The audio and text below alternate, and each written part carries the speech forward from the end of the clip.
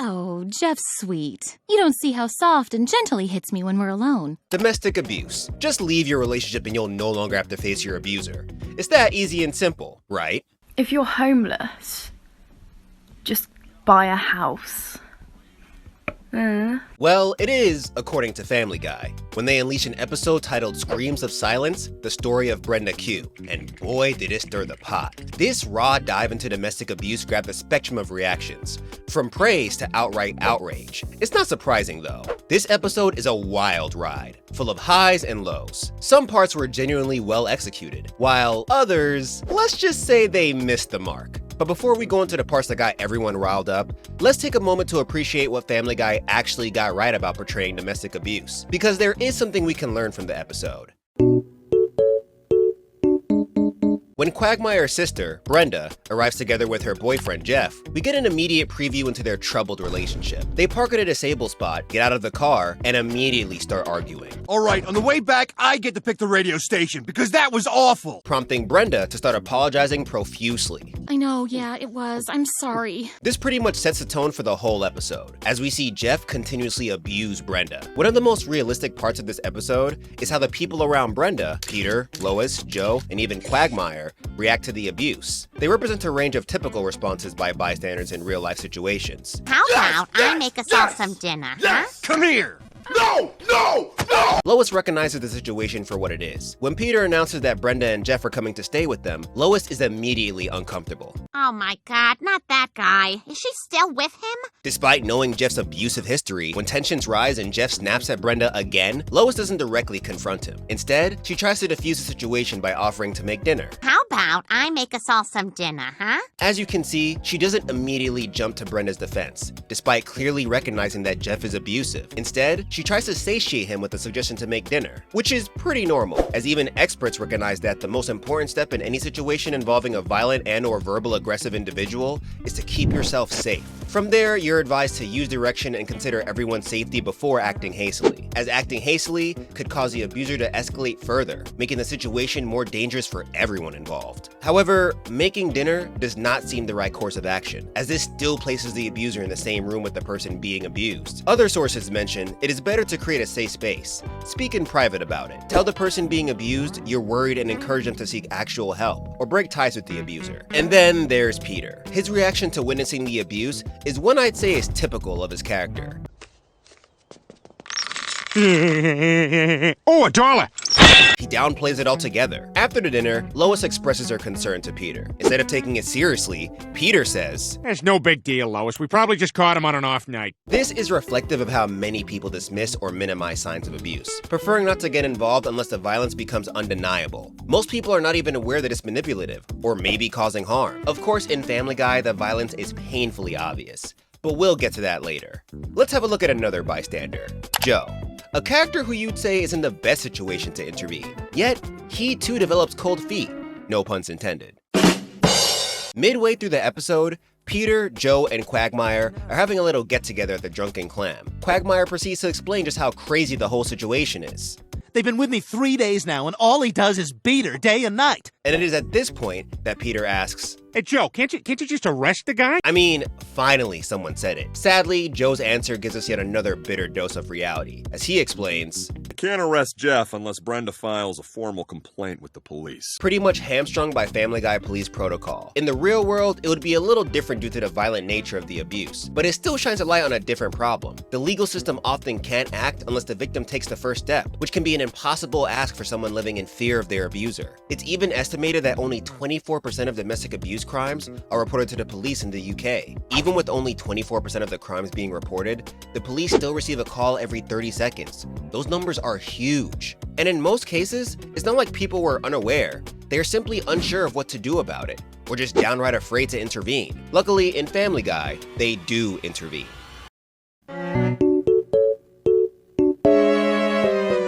In the second half of the episode, we finally see Quagmire, Peter, and Joe come to a decision about Jeff. After witnessing Jeff's continued abuse of Brenda, it's clear that something needs to be done. So the three of them gather in the basement, for what can only be described as a drunken brainstorming session. Quagmire begins to lament to his buddies just how messed up the whole situation is, predicting that Jeff, He's just gonna keep beating her, and then he's gonna beat the kid, too! surrounded by alcohol, Peter's brain manages to wake up again, just like a true Irishman. What the hell happened to the days when a guy does something like that to a girl, and a bunch of us guys get together and just go kick his ass? An idea that Quagmire is 100% down with, only with the more extreme ending. The three of us. We go over there, and we do what's right. We kill a bastard! I mean, who can blame him? If you ask me, I'd say it's long overdue. And for all the bloody moralists about to flood the comment section, please remember that Jeff is a fictional character, so calm your horses. Now trust our reluctant cop, Joe, to find his ethical hat just at this point, as he explains that It doesn't matter what he's done, it's still murder. so even though Joe knows Jeff is dangerous, his hands are tied by the law. And that's the point the episode quietly makes. Dealing with abusers is never as straightforward as it seems, especially when the law is involved.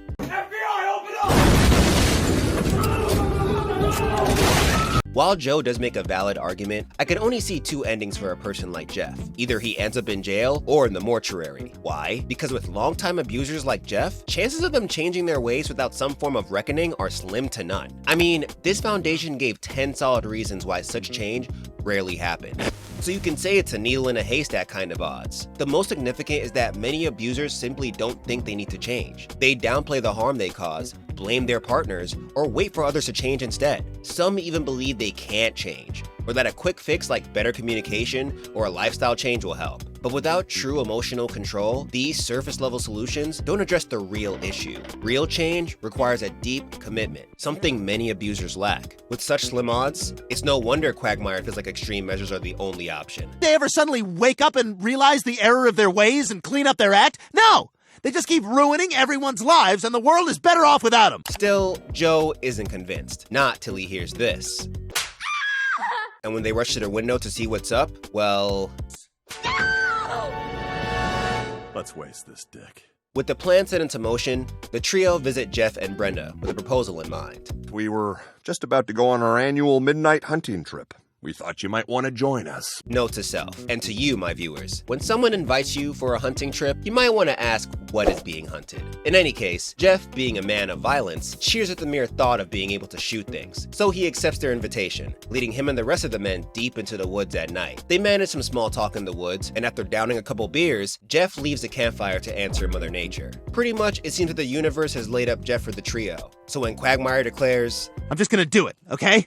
I'm just gonna point my gun straight at his head before he even knows what's going on. it looks as though the moment has finally come. But despite their plan, Jeff takes control, proving that standing up to someone like him isn't as easy as it seems. With Jeff now aware of what's going on, he pretty much hits them with an Uno reverse. Now get those hands where I can see them! Jeff's control over the situation emphasizes the difficulty of confronting abusers, who often fight back when challenged. Quagmire, Peter, and Joe, three men who thought they could overpower Jeff, find themselves helpless. Quagmire, always quick on his feet, manages to talk his way into a brawl with Jeff. After an intense struggle, Jeff chokes Quagmire out, leaving him for dead and digging his grave. But Quagmire isn't one to go down that easily. He uses his odd, self-destructive habits to his advantage, revealing that he chokes himself regularly, allowing him to survive this attack.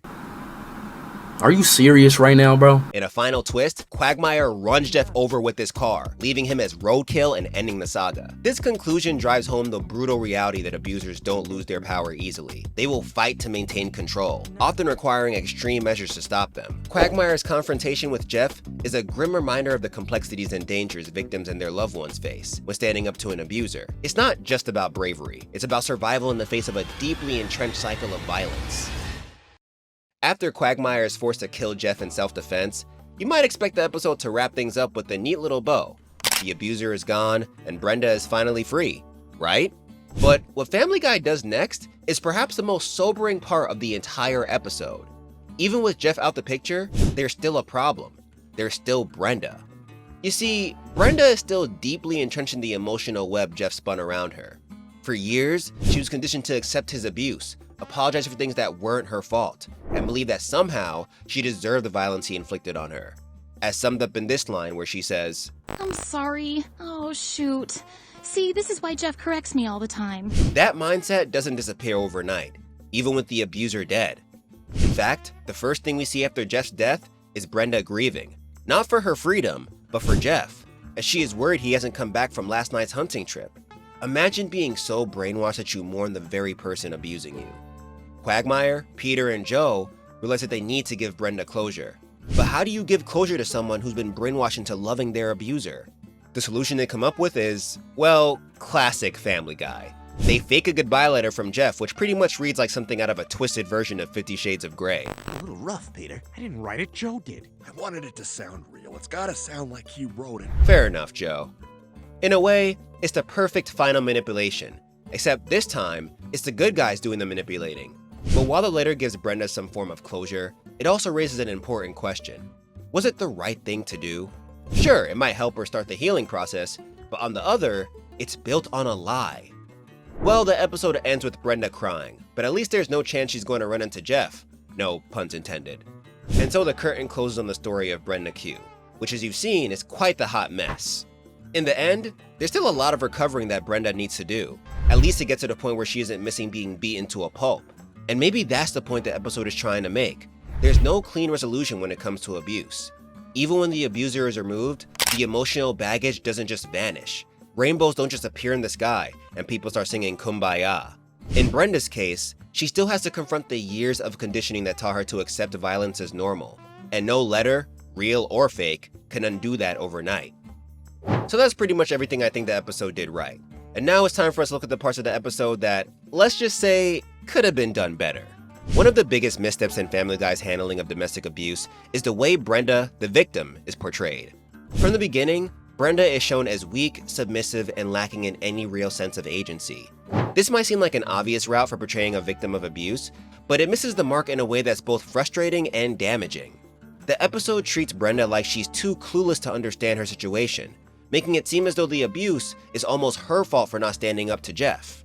Rather than highlighting the complex psychological and emotional manipulation that many victims endure, the episode reduces Brenda to a stereotype, someone who stays in an abusive relationship because she's too dumb to leave. A very telling moment here is Quagmire's speech to his sister. On the surface it's meant to be a heartfelt plea for her to leave Jeff, but it quickly spirals into victim blaming and emotional manipulation. At one point he says, "The sister that I knew and loved growing up no longer exists. followed by, The person I see before me now is just a punching bag." pretty much just dehumanizing her.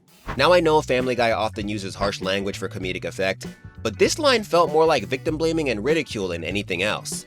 And it gets even crazier when he says, "Sadly, the fact that you are with Jeff proves to me that you have made a choice to make your life worse."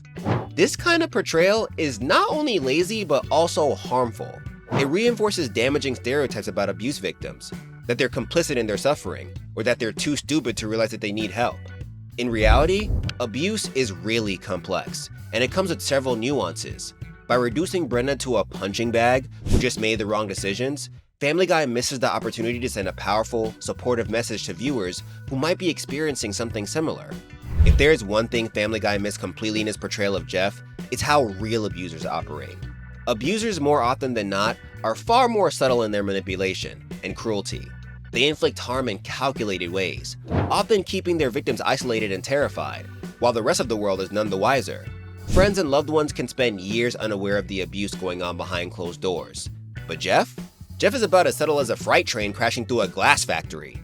Throughout the episode, Jeff is portrayed as a loud, dim-witted brute who makes absolutely no effort to hide his abuse. He insults Brenda in public, belittles her in front of others, and even physically assaults her without any fear of consequences.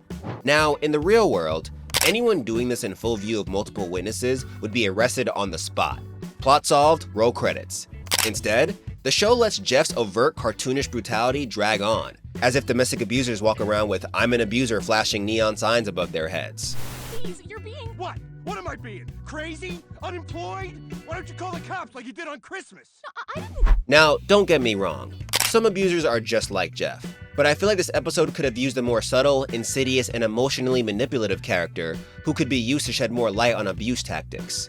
Like the whole abuse then pamper system, where one minute the abuser is violent, and the next they're showering the victim with roses, apologies, and promises that it will never happen again. Jeff, however, doesn't even try to fake remorse. If he ever handed her flowers, they'd probably still have thorns attached. Jeff and I are getting married. I'd show you the ring, but it's under the splint. In the end, Family Guy's portrayal of Jeff causes the plot to hinge on everyone ignoring the obvious. Had they used someone more complex and cunning, the episode could have been way more interesting.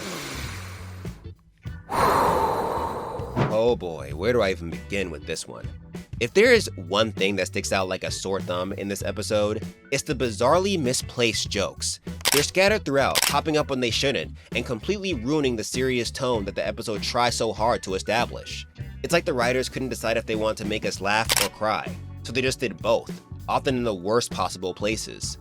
Take, for example, the moment when Brenda tries to wake Quagmire with a nursery rhyme.